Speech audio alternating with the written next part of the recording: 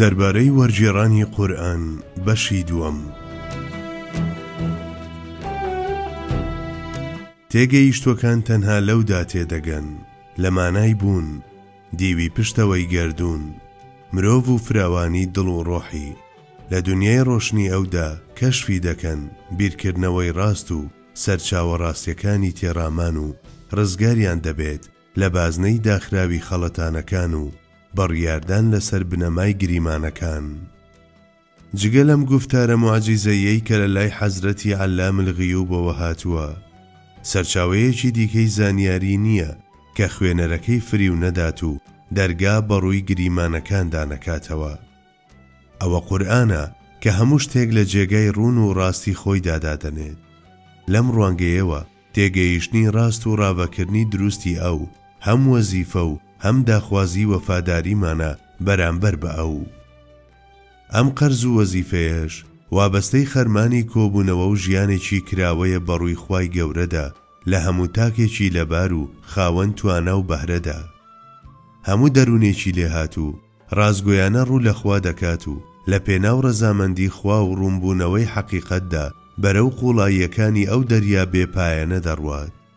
لە ژێر ڕابەرایەتی خاوەنی شەریعەتدا صلی الله علیه وسلم لەگەڵ چرای محکەماتەکانی دەستیدا بە چاوساغی سەلەفی ساڵح بە تێڕامان و بیرکردنەوە و تێفکرینەوە و بێ ئەوەی لە داوی نەفسانیەتەوە بەئاڵێت دەڕوات بەرەو ئەو ئاسۆیە. ڕێژەی هەڵە لەم دەرونیانەدا کەم دەبێت. هەوڵی ئەوان لە ڕێگای گەیشتن بە مورادی ئیلاهیدا بەهۆی ڕووتێکردنە تایبەتەکانەوە خەڵات دەکرێت و لە تەفسیر و تەویلەکانیاندا دەبن بە ڕەنگ و نەخشێک بۆ جیاوازی و ناوازەیی قورئان. بە پێچەوانەوە بە کۆلکە عەرەبیەک و لە کەشی تەسچی ناو فەرهەنگەکاندا نەکەر ناتوانرێت بە گوێرەی بەژن و باڵای بەرز و مەزنی خۆی قورئان بخرێتە گۆ، بەڵکو بە ئاشکرا بێڕێزیش بەرامبەر بەو گوفتارە ئاسمانیە دەکرێت. دەبێت بە گوێرەی ئوسوڵی خۆی لە زمانێکەوە بۆ دانەیەکی تر وەربژێڕێت. دەبێت هەموو شتێکی گەورە و بچووک دەربارەی تەفسیر زۆر بەباشی بزانرێت و هەموو لێکدانەوە و ڕاوەیەک سەرەتا بە زانستە بەرزە ئیسلامیەکان تێز بکرێن، اینجا بخرێنە گۆڕێ.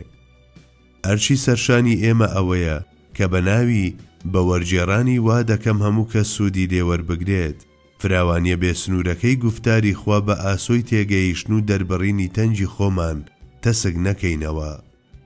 لە ڕاستیدا گەیاندنی قورئان بە هەموو کەسێک لە ڕێگەی تەفسیر، تەویل یان وەرگێڕانێکی فراوانەوە ئەرچی پسپۆڕانی ئەم بوارە و داخوازی قەدرزانی و ڕێزیشە بەرامبەر بە ئەو. بەڵام هەوڵدان بۆ کارێکی لەم جۆرە بەبێ هەبوونی زانیاری پتە و دەربارەی ڕێزمان، یاساکانی ڕەوانبێژی، ئوسوڵی تەفسیر و حەدیث و فیقه و هاوشێوەکانیان سنوور بەزانێکی ڕوون و ئاشکرایە. قورئان وەک وەرگێڕانی ڕۆمانێک تەرجەمە ناکرێت. ئەوە تا تەنانەت ئەم بابەتە سادەیەش پسپۆڕی تایبەتی خۆی هەیە. هەنووکە باکەمێک لەسەر مانای زاراوەکانی تەفسیر، تەویل و وەرگێڕان بوەستین. تەرجمە بریتیە لە وەرگێڕانی دەق یان گوفتارێک لە زمانێکەوە بۆ زمانێکی تر بە مەرجی پاراستنی تایبەتمەندیەکانی. هەندێک جار تێگرای وشەکان و ماناکانیان پێکاتە و تایبەتمەندی نێوان پێکاتەکان وەک خۆیان بۆ زمانێکی تر وەردەجێڕێت کە ئەمەش وەرگێڕانی تەواوی پێدەوترێت. بەڵام هەندێک جاریش لە وەرگێڕانی ناتەواودا تەنها وشەکان یان ناوەڕۆکەکەیان وەردەجێڕێن. ئەمڕۆ ئەگەر بە ئەندازەیەکی دیاریکراویش بێت دەتوانرێت باز لە گەشەکردنی سیستەمی وەرگێڕانی ئۆتۆماتیک بکرێت. بەڵام چ تەکنەلۆژیای ئێستا و چ لەمەش پێشکەوتوتر زۆر زەحمەتە بتوانێت بەرهەمە ئەدەبیە قوڵ و فراوانەکان لە زمانێکەوە بۆ زمانێکی تر و بەتایبەت ئەگەر ئەمە گوفتاری خوا بێت و ڕاوە و کرانەوەکەشی تا ئەندازەیەکی زۆر وابەستەی کات، ئیلهام و هەلومەرجەکان بێت. ئەگەر نەتوانرێت بە تەواوەتی دانراوی کەمێک ڕێکوپێکی کەسانی سادەی وەک ئێمە تەرجمە بکرێت، ئەوە هەزاران جار مەحاڵە بتوانرێت پەیکەری باڵای گوفتاری قورئان کە دارای ڕەهەندی ناوازە و نایابە بە شێوەیەکی ئۆتۆماتیکی وەربژێڕێت. زۆرێک لە زانایانی ئیسلام لە ناویشیاندا بەدیاع الزەمان لەبەرەم هۆکارانە قەناعەتیان وایە کە وەرگێڕانی قورئان شتێکی ئاستەمە. هەندێکی دیکەش هەڵوێستێکی نەرمتر بەڵام لە هەمان کاتدا حەزەرکارانەیان هەبووە لە چوارچێوەی ڕەچاوکردنی ئەو بنەمایانەدا کە باسمان کرد. بەڕای زانای گەورە حەمدی یارز، دەق و وەرگێڕان پێویستە یەکسان بن لە ئاشکرایی و ئاماژە، کوردبڕی و درێژە پێدان، گشتیبوون و تایبەتبوون، ڕەهاکردن و سنووردارکردن، هێز و پێکان، جوانی ئاست و شێوازی دەربڕینیاندا. دەنا وەرگێڕانێک کە بەم جۆرە نەبێت تەنها گواستنەوەیەکی کەم و کورتە. لەم سۆنگەیەوە هەرچەندە دەکرێت هۆنراوە و پەخشانێکی ئەدەبی بگوازرێتەوە بۆ زمانێکی گەشەکردووی هاوشێوەی، وەلێ وەرگێڕانی تەواوەتی بەرهەمێکی هەمیشە ڕەونەقدار و زیندوو کە پێکەوە عەقڵ و دڵ و ڕۆح و تێگرای هەستەکان دەدوێنێت و دارای وردەکاری یەک لە ناویەکە، شتێکی زۆر زەحمەتە. بەتایبەت ئەگەر ئەم بەرهەمە هی خوای گەورە بێت، ڕەهەندی سەر و کات و شوێنی هەبێت و شاکارێکی گوفتاری وەها بێت کە پێکەوە ڕوو لە سەرجەمی کات و چەرخەکان بکات.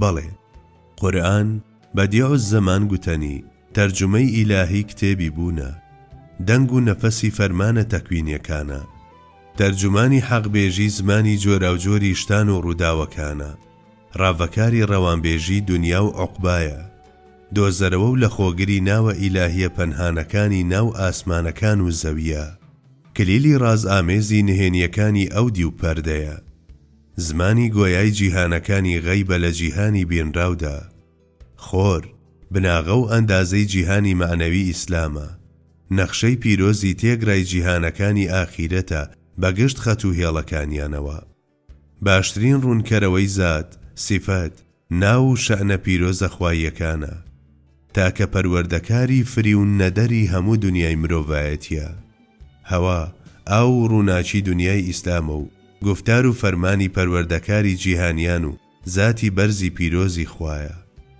بۆیە گواستنەوەی کتێبێکی لەم جۆرە کە لەسەر ئاستی هۆنینەوە و ناوەڕۆک خاوەنی ڕەهەند و قوڵایی هەمە جۆرە پێدەچێت شتێکی ممکن نەبێت.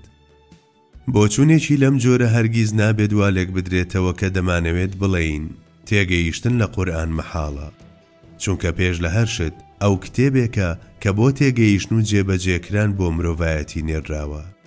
بەڵام وشەگەلی هێندە قوڵ و فرەمانە و ناوەڕۆکێکی هێندە فرەچینی هەیە. گەر لە یەک بەیەکی وشەکان تێبگەین و شتێکیش لە پێکاتەکانەوە هەست پێ بکەین، دیسانیش چەندین دەربڕین ئاماژە و حەقیقەتی زۆری دیکە هەن کە لەو نێوانەدا تیا دەچن. بەندەی هەژار قەناعەتم وایە هەموو کەسێک کە بە ویژدانەوە سەیری قورئان بکات هەست بەم شتە دەکات و دەیبینێت، دەیبیستێت و تەزووی پێدادێت. تێدەگات هێندە بەرز و ڕەها و ئازیزە کە ناکرێت سپاردەی دەستی هیچ وەرگێڕانێک بکرێت. لەم ڕوانگەیەوە دەتوانرێت بوترێت ئەو شتەی پێی دەوترێت وەرگێڕان هەرچەندە بە گوێرەی ئاستی زانیاری، مەعریفەت، ئاسۆی تێگەیشتن و توانای لێهاتنی وەرگێڕەکە شتانێک دەردەخات و دەردەبڕێت، بەڵام هەرگیز ناتوانرێت تێگرای قورئان بگوازێتەوە. بۆیە هیچ وەرگێڕان، تەفسیر و تەویلێک ناتوانرێت پێی بوترێت قورئان. بۆیە هیچ وەرگێڕان، تەفسیر و تەویلێک ناتوانرێت پێی بوترێت قورئان. ئێمە هەمومان محتاجی ئەوین و ئەگەر لە ئاستی جۆرە و جۆریشدا بێت ناچارین لێی تێبگەین. ئەگەر دەمانەوێت بۆ ناوەڕۆکی ئەوڕۆ بچین و وەک خۆی لێی تێبگەین و پاشان بۆ کەسانی دیکەشی باس بکەین، کەوایە دەبێت ئەو تەفسیرانە بەکاربهێنین کە پسپۆڕەکانی ئەم بوارە بە ژوێرەی یاسا و ڕێسا دیاریکراوەکان ئامادە و پێشکەشیان کردوین. هەتا ناوەڕۆکەکەی کە هێندەی گەردوونەکان فراوانە لە چوارچێوەی زانیاری، مەعریفەت و تێگەیشتنی خۆماندا تەسک نەکەینەوە.